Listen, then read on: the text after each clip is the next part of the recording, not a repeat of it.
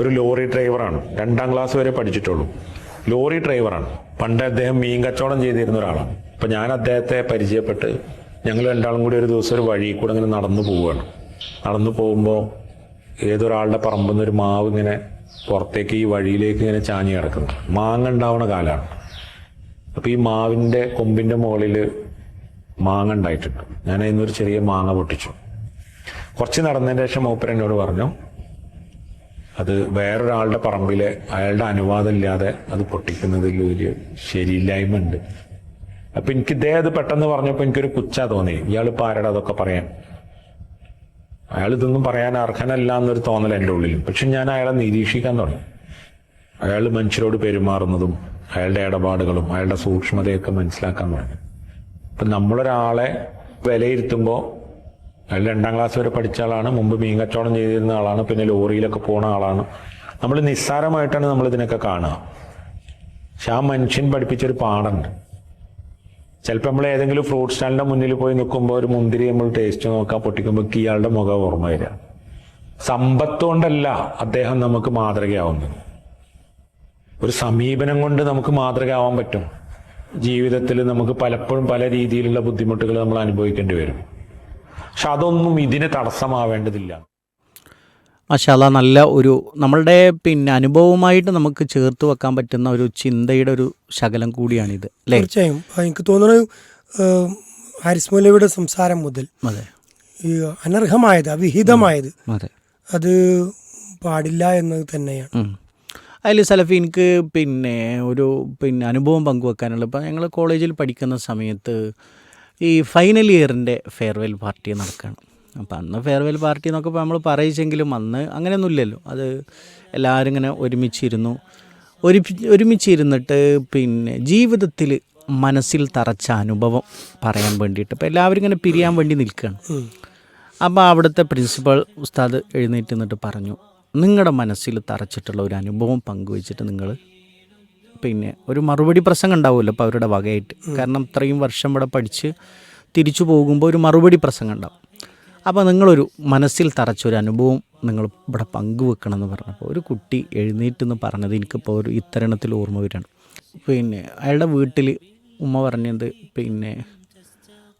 അയൽവാസിയുടെ ഈ മുറ്റത്ത് ഈ പച്ചമുളക് ഉണ്ടല്ലോ, നമ്മളെ ചെറിയ പച്ചമുളക്, അതിങ്ങനെ തുടുത്തു നിൽക്കുന്ന ഒരു ചെറിയൊരു ചെടിയുണ്ട്. അപ്പോൾ എന്ത് ചെയ്തു, ഈ അയൽവാസിക്ക് അവൻ ചെടി തന്നെ പറിച്ചാലും ഒരു പ്രശ്നമല്ല, അത്രയും വലിയ തമ്മിൽ ബന്ധമാണ്. പക്ഷെ അതിന്ന് ഇവൻ എന്ത് ചെയ്തു, ഒരു 5 or 10 ഈ ചെറിയ ഈ പച്ചമുളക് കൗതുകത്തിന് പറിച്ചിട്ട് വന്നു. കാന്താരി മുളകാണ്, മറ്റേ ചെറിയ ചീനമുളക്.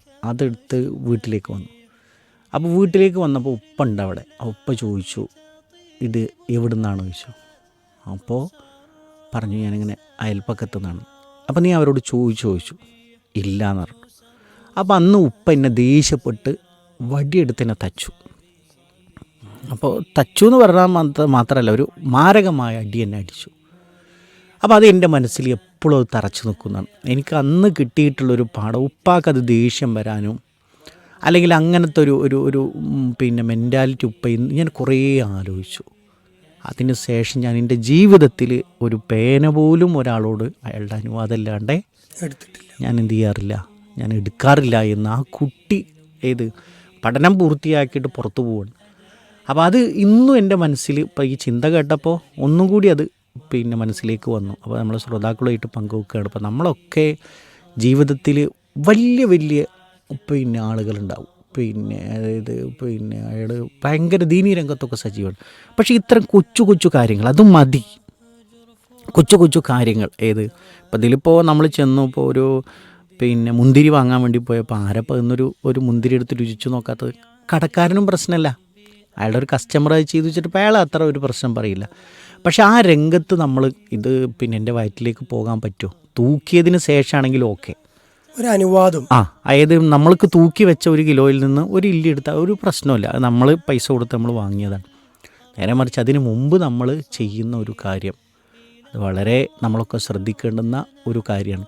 പലപ്പോഴും നിസ്സാരമായി കരുതുന്നതാണ് ആളുകളുടെയൊക്കെ ജീവിതത്തിൽ സംഭവിക്കാവുന്ന കാര്യം കൂടിയാണ് അദ്ദേഹം ഹസൻ നിസാരി സൂചിപ്പിച്ചത്.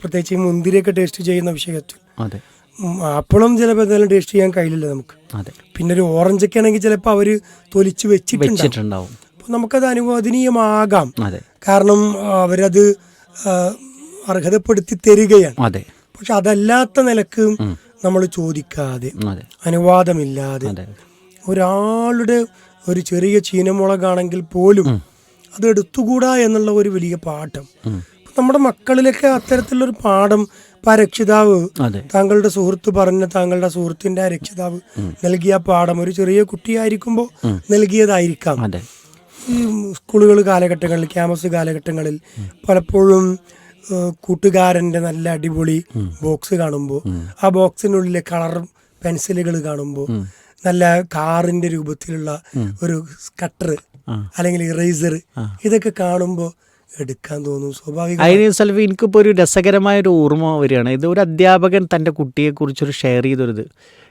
ഒരു പിന്നെ അവളുടെ ഒരു പ്രത്യേകതയായിട്ട് പറയണത്, ആര് ക്ലാസ്സിൽ പുതിയൊരു സാധനം കൊണ്ടുവന്നാലും ഒരു ദിവസം ആ സാധനം ഇവളുടെ ബാഗിൽ ഇരിക്കണം എന്നുള്ള ഒരു വാശിയുള്ളൊരു കുട്ടിയെക്കുറിച്ച് പറഞ്ഞത് ഓർമ്മയുണ്ട്.